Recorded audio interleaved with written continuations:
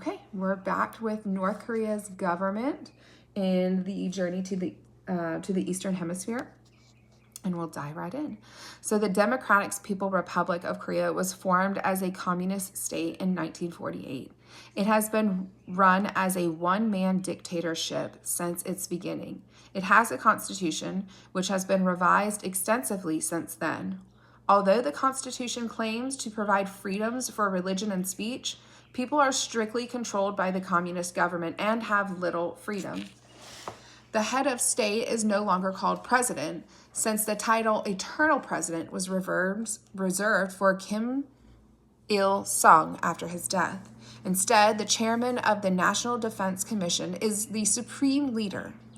A Central People's Committee made up of high-ranking officials of the Communist Party sets policy. A Supreme People's Assembly consists of 687 members who are seemingly elected to 5-year terms by popular vote. In actuality, however, the list of candidates is approved by the ruling Communist Party or the Korean Workers' Party, KWP. The Supreme People's Assembly in turn elects the unopposed premier who heads the government. They meet only a couple of weeks each year and have little real power. The KWP controls all political activity in the nation, including setting policy and holding elections. All citizens age 17 and older can vote, but there is typically only one candidate per position. Voting is seen as a way to agree with the decisions of the KWP. The country is divided into 9 provinces and 4 municipalities. The national capital is Pyongyang. Local governments oversee activity right down to the house level.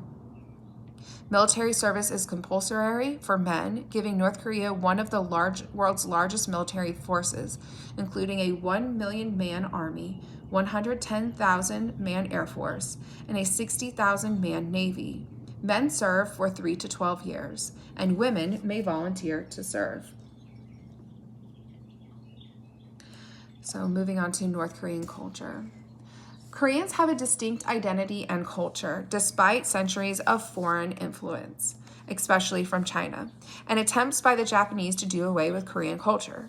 Traditional Korean culture took a blow after World War II, when Soviet occupiers destroyed family ties in favor of Communist Party loyalty. Under communism, individual freedoms have been severely limited in North Korea. Westernization, or the adoption of Western culture, has occurred slowly and under strict government control. The people live a harsh lifestyle of hard work and obedience to the government authority. Scarce cultural activities are generally state-sponsored and group-oriented. The arts. North Korea's government supports traditional fine arts as long as they express loyalty to communist ideals. Most public art celebrates Kim Il-sung and the revolution. Artists and writers promote communism and nationalism, a belief in the superiority of one's country. They are not allowed to practice or perform independently, as every artist, musician, dancer, and writer is assigned to a government institution. Museums and archaeological sites are important cultural attractions as they help strengthen feelings of North Korean pride. Moving to fashion. Clothing in North Korea is generally basic and functional rather than fashionable. It resembles that worn in other parts of the developed world. On holidays, some North Koreans dress in traditional clothes, long, full skirts for women and loose trousers for men, along with a shirt and jacket. Will you ask Natalie to help you, Samuel? Oh, yeah. Okay. I can't do phonics because it's stuff we don't even know. Okay, ask Natalie to help you with this. Sorry. Food and drink. The most popular in North Korea is rice. People also commonly eat fish, barley, beans, potatoes, and some fruits. Korea is famous for kimchi, a spicy sour mix of pickled or fermented vegetables, usually cabbage and radishes. North Koreans eat very little meat or dairy products. Tea and coffee are the most common drinks. Koreans also enjoy a variety of alcoholic drinks, including beer and sake, that is a rice wine. All right, we're moving to the economy of North Korea. North Korea's economy has been greatly weakened by its communist government. As a command economy, the government sets economic goals, determines prices, and controls all means of production. Central planning and the focus on military growth have resulted in chronic economic problems, shortages, and a low standard of living. North Korea is a closed economy, both in terms of interaction with other countries and disclosure about economic activities.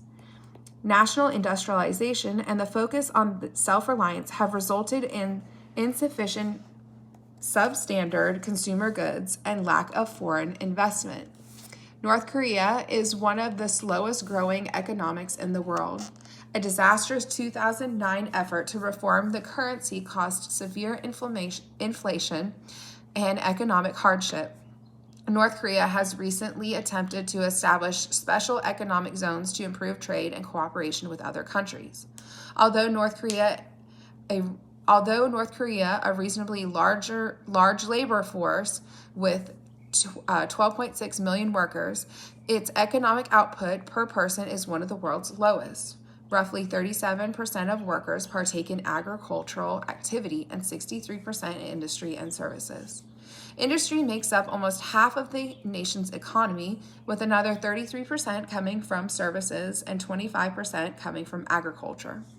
North Korea's exports go overwhelmingly to China at 76% and South Korea at 16%, and consist mainly of minerals, metal products, military equipment, fish products, and textiles. It imports mainly petroleum, coal, machinery, and grain. Imports exceed exports. And here we can see a picture of the capital of Pyongyang. So agriculture. Less than 20% of North Korea's land is suitable for farming. Farmers grow rice, corn, soybeans, and potatoes, and raise cattle and pigs. Farmers' challenges include crop-destroying weather, poor soil, rocky terrain, lack of machinery and fuel, along with the inefficient communist system of collective farming. North Korea relies on frequent international food aid to avoid famine and starvation. Much of the population suffers from long-term malnutrition. Since 2002, the government has allowed a small increase in freedom for farmers. Now, forestry and fishing. Japanese occupation in the first half of the 1900s greatly depleted North Korea's timber resources. Reforestation efforts have helped replenish the forests. The nation is ideally suited for excellent fishing, with long coastlines, numerous islands, and offshore reefs. A variety of currents brings in both warm and cold water species. Mineral resources and energy resources. North Korea is rich in mineral resources, including gold, iron ore, coal, tungsten, and graphite. Mining operations, however, are mainly small scale. Energy comes primarily from hydroelectric plants and coal-burning plants. Electric power in North Korea falls far short of the country's needs. Manufacturing. North Korea's major industries are military products, machines, chemicals, textiles, and food processing. Services. Tourism is greatly restricted in North Korea. Most visitors come from China and are all accompanied by official North Korean guides. Transportation. After the devastating Korean War of the 1950s, transportation in North Korea has improved greatly. Rail lines, the most important form of transportation, were built with help from other communist countries, especially the Soviet Union. However, current growth is limited by scarce energy resources. Paved roads are rare since few people own automobiles. Citizens are not allowed to travel freely among counties and provinces, though many do so illegally. Air travel is controlled by the government with one international airport in Pyongyang and a few other domestic airports elsewhere.